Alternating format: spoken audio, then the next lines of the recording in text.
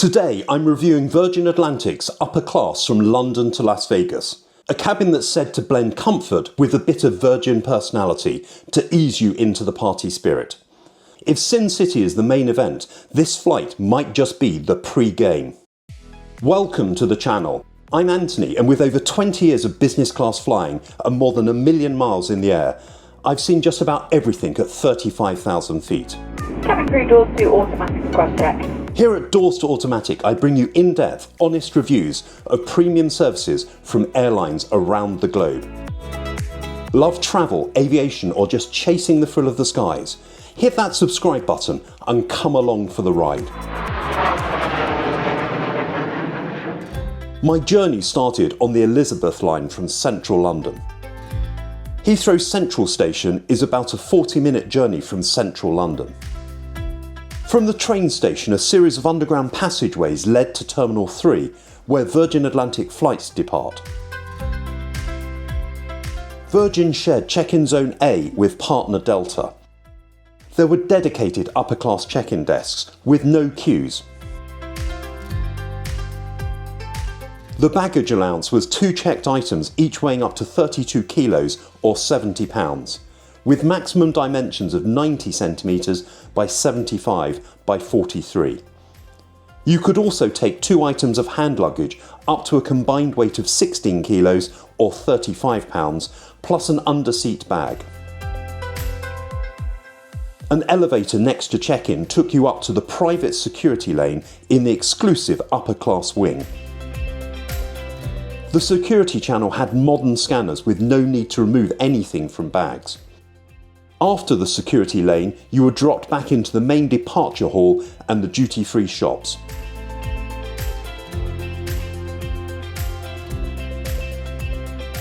From here it was about a 5-minute walk to the Virgin Atlantic clubhouse.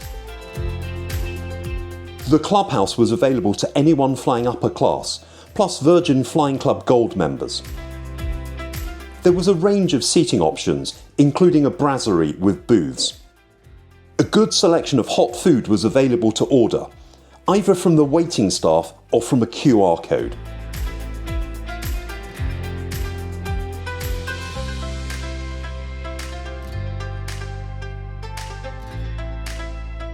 I opted for the Clubhouse venison burger, which was a good late lunch option. It was mid-afternoon and the lounge wasn't too busy. Virgin Atlantic operates a daily service year-round between London Heathrow and Las Vegas Reid Airport. Soon it was time to leave the tranquility of the clubhouse and head to the gate. It was about a 10-minute walk away on the far pier, Pier 7.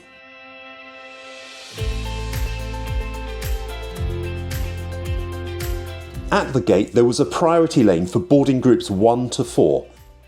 That was basically anyone not flying standard economy. The flight was on an Airbus A350-1000 aircraft, registration Golf Victor Juliet Alpha Mike. Called Queen of Hearts, it was 6 years old. Boarding had already started when I arrived at the gate. A separate airbridge was being used to board upper class passengers from the very front of the aircraft. Upper class took up the front cabin of the aircraft with 44 suites in a 1-2-1 configuration. I was seated towards the rear of the cabin in window seat 10 Alpha. The cabin was full, with a few passengers appearing to be friends of the crew. The seat had a width of 20 inches and could recline to form a flat 82-inch bed. It was a Saffron Cirrus NG seat. Next to the seat was a counter with a USB-A port. In front of the counter was another USB-A port and an international power socket. In the footwell in front of the seat was bedding.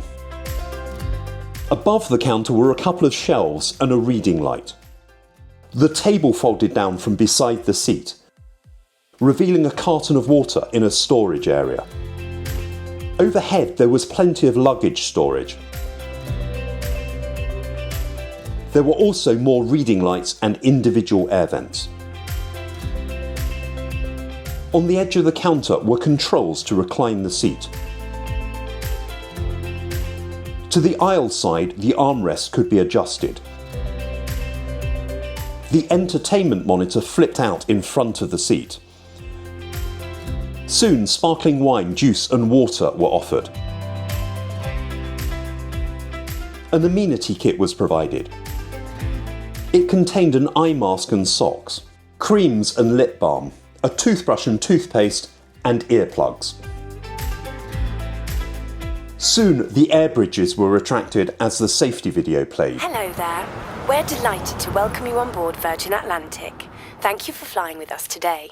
You're no doubt keen to lose your... We pushed back from the gate ahead of schedule and taxied across the south of the airfield to take off from runway 27 left.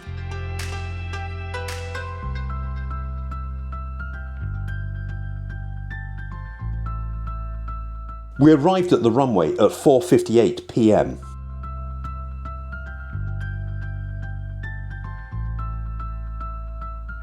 As we take off, I've got to give a huge thank you to the incredible supporters in the doors to automatic cabin crew. You're the ones that keep this channel flying. For just £4 a month, you get early access to reviews, plus exclusive behind the scenes content you won't find anywhere else. If you want to jump on board and be part of the cabin crew, head over to Patreon and join us. The flight time from London to Las Vegas was scheduled to be 10 hours and 40 minutes, hitting land over Newfoundland before crossing into the US over the Great Lakes. I checked out the entertainment system. Good quality headphones were provided. They were comfortable to wear. The 18.5-inch entertainment screen provided a fair range of content. There were 103 movies, 141 TV series, and 1,122 audio albums. Wi-Fi was also available at a fee of £21 for the entire flight. Soon a hot towel was provided. And then drinks were served. There was a range of beers, premium spirits and cocktails, alongside a bowl of virgin Bloody Mary crisps. Orders were also taken for the meal service. There was a choice of 2 starters, a mac and cheese arancini or smoked salmon. There were 3 choices of main course: roasted haddock, grilled chicken breast or minted pea tortellini. This was followed by a choice of 2 desserts: chocolate fudge cake or apricot and lavender cake, and a cheese plate. An additional 6 main courses could be pre-selected online in advance.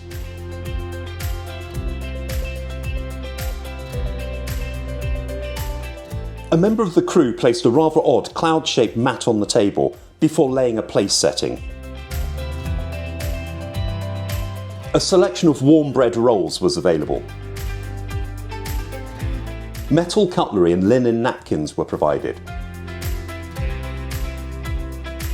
For starter, I chose the smoked salmon with salty fingers, cucumber salsa, cornflower petals and a wasabi lime dressing. The salsa was semi-frozen. I don't think this was supposed to be the case.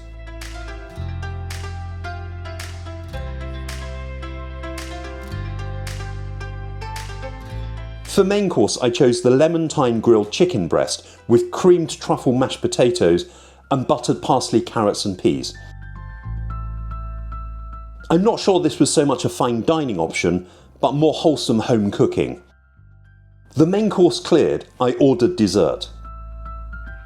This didn't arrive, and a while later a different crew member came to clear my table. I explained I was still waiting for cheese, which then arrived, along with an apology that I'd been forgotten. The cheese plate included West Country Brie, Red Fox and Wensleydale Blue, with grapes, red onion chutney and crackers. Wine was available alongside the meal. There was English sparkling wine and champagne, 3 white wines, 2 red wines and a rosé. The average price of a bottle was just under £23, or just over £17 if you excluded the fizz. Overall, the meal was okay, but nothing that stood out. Having finished the meal, I then waited about half an hour before a crew member cleared away my table. Because they'd forgotten my dessert, it seems the meal service had finished and crew members had started going on their breaks. At the same time my meal was cleared, I was offered the mid-flight cherry pie in the sky ice cream. There were 3 toilets for upper class passengers, 2 at the front of the cabin and 1 at the rear. The front toilets included windows. They were a decent size and well maintained. Premium Wren toiletries were supplied. A changing stool folded down from the wall. Back in the cabin I checked out the sleeping arrangements. A good quality duvet was provided. A screen pulled forward to provide some privacy from the aisle. As a bed, the seat was fairly comfortable, but on the narrow side. I managed to get a few hours sleep. At the rear of the cabin was the loft, a social space for upper class passengers.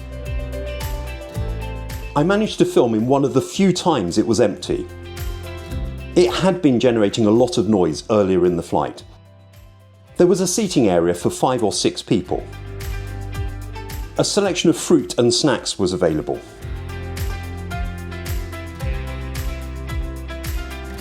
Soon it was time for the second meal service.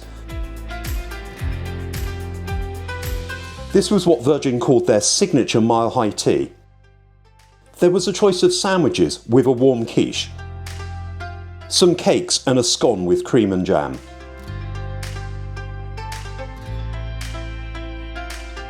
As a snack it was okay, but for such a long flight I would have expected a wider selection of hot food.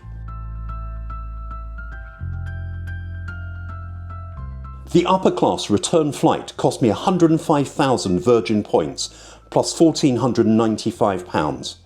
I purchased an economy return for £693 and then used points to upgrade with an extra £802 in taxes and fees. Soon we were preparing to land. We came into land on runway 26 left and then taxied to a gate at Terminal 3.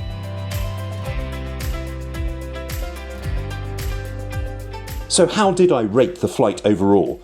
Was this the pre-game to Sin City? In short, no. There wasn't really any excitement about the flight. The ground service at Heathrow was good. The clubhouse in particular was excellent. The upper class suite was comfortable and fairly private. However, the social atmosphere created by the old upper class bar had gone. The service was okay, save the mistakes with my dessert. Although the crew didn't seem to be around the cabin as much as on other flights, except when they were talking with their friends. All in all, this was a functional flight with no real Virgin buzz. But what do you think of the upper class service? What's your experience of flying Virgin Atlantic's business class product? Let me know in the comments. Next time I wrap up my year of travel. With 48 flights under my belt and 11 different airlines, what were the ups and downs of 2025 in the skies? Subscribe now so you don't miss out.